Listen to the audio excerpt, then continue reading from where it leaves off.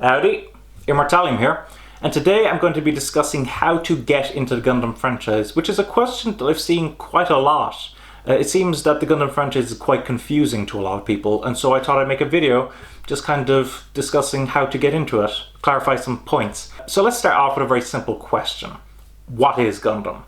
Gundam is a sci-fi franchise that originally began in 1979 with the original Mobile Suit Gundam TV series, and since then has become an absolutely sprawling franchise worth billions of dollars and comprising many TV series, OVAs, movies, etc, etc. Typically the plot lines of these various Gundam media is that we follow these pilots who pilot these mechs called mobile suits, which are weapons of war. And there are typically these very powerful mobile suits called Gundams, which basically change the tide of battle in many of these conflicts. And speaking of these conflicts, one of the things that appeals to me the most about this franchise is, in contrast to many other sci-fi franchises such as Star Wars, such as Star Trek, such as Doctor Who, there's no aliens in this franchise.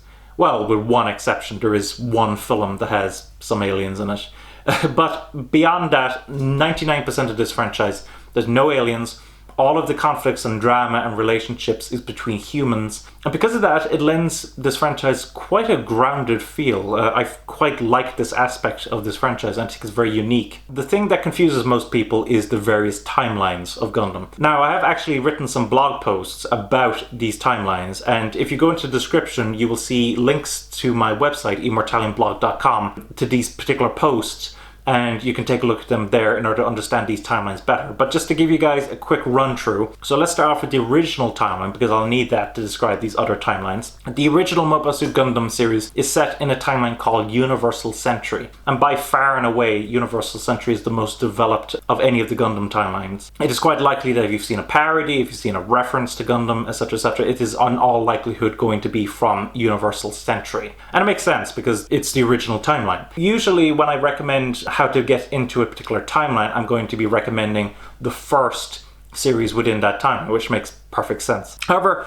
something that might be quite off-putting to many viewers with regards to the original Gundam series is the fact that it comes from 1979 as an older art style with an older style of animation, and many people will probably find this quite off-putting. Now, I personally think it holds up quite well, but I know that that certainly isn't the opinion of many people.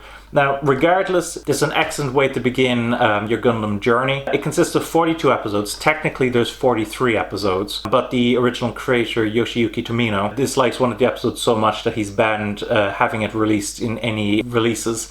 So basically there's 42 episodes of this, and it is a great series. But as I said, that art and animation might be quite off-putting to some people. Instead, two other recommendations I'm going to make. For one, the movie trilogy, the Gundam movie trilogy, which was a series of compilation films released in the early 80s, retelling the events of the original TV series. Now, it does use much of the animation from the TV series, but it cleans up a lot of the animation and it even introduces some new animation for the third film. It's also a truncated experience, which actually a lot of people see as quite a strength. In contrast to the 42 episodes of the original show, there's only 3 films. Admittedly, they are long films.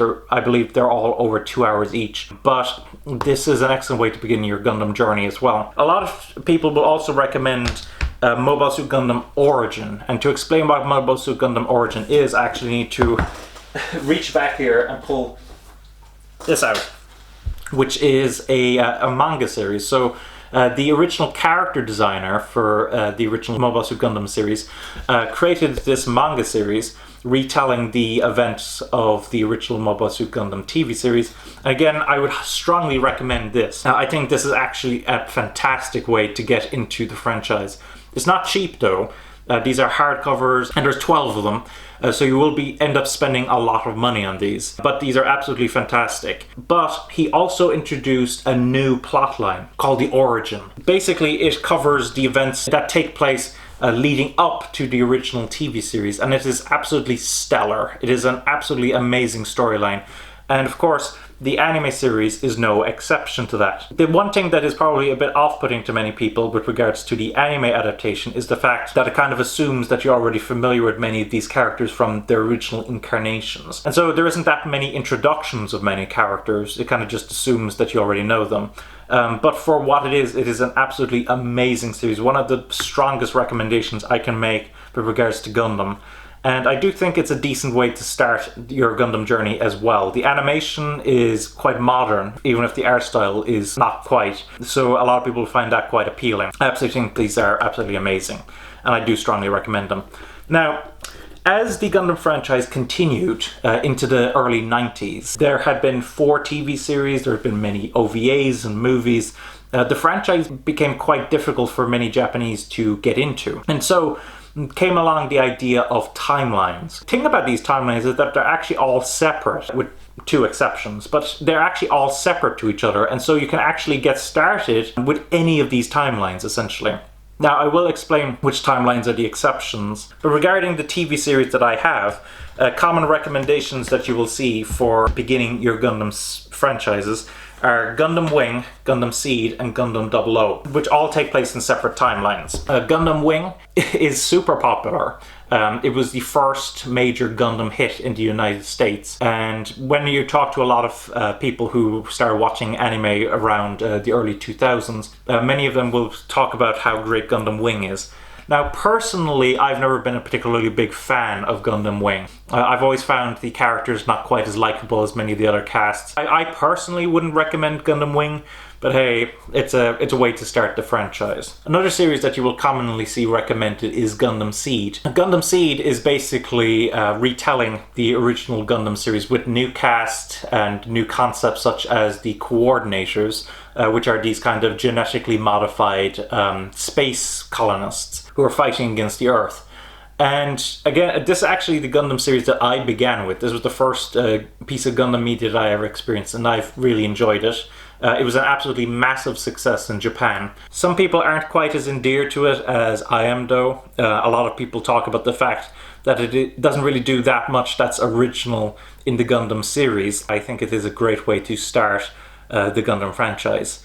Something that is worth mentioning, though, is the fact that Gundam Seed comes from a kind of a strange time in anime history, where most anime was being done digitally, but in standard definition. When high definition came around, and Sunrise and Bandai Namco wanted to re-release Gundam Seed on Blu-ray in high definition, they realized that this wouldn't be a good look for them, and so they actually created a complete HD remaster of the Gundam Seed series. The animation is completely redone.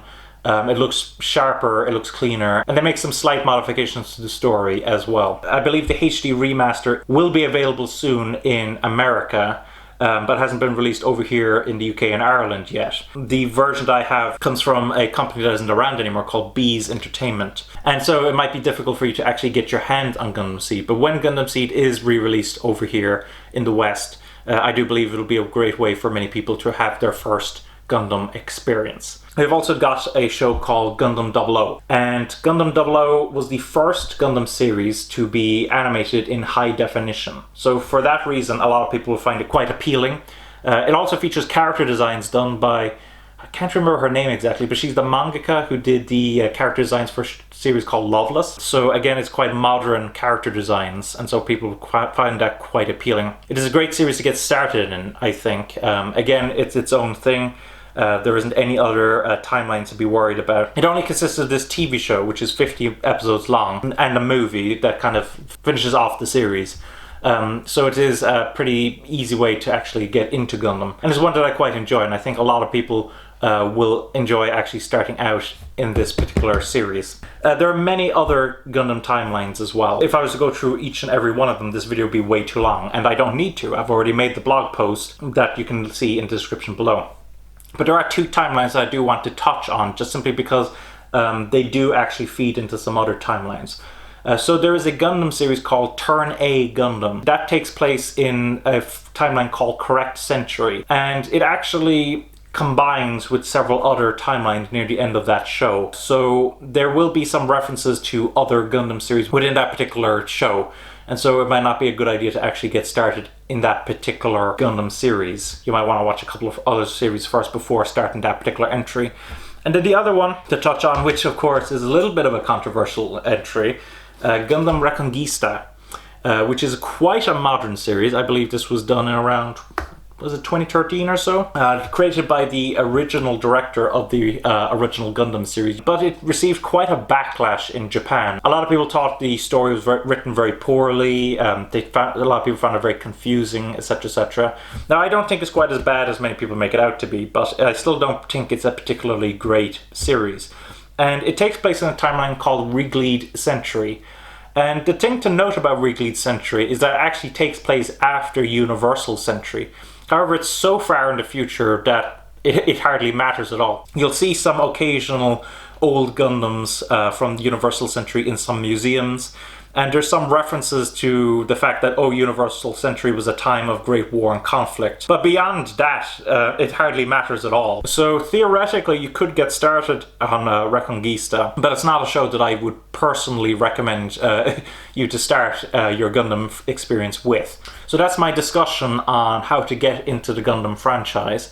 Hopefully it's cleared some things up for you. And I'd love to hear how some of you guys got started with the Gundam franchise, which series caught your attention. Let me know your thoughts and opinions on which Gundam series to get started on, which ones you enjoyed, which ones you didn't enjoy, etc, etc. Thanks for watching. Don't forget to comment, rate, subscribe, and bye-bye.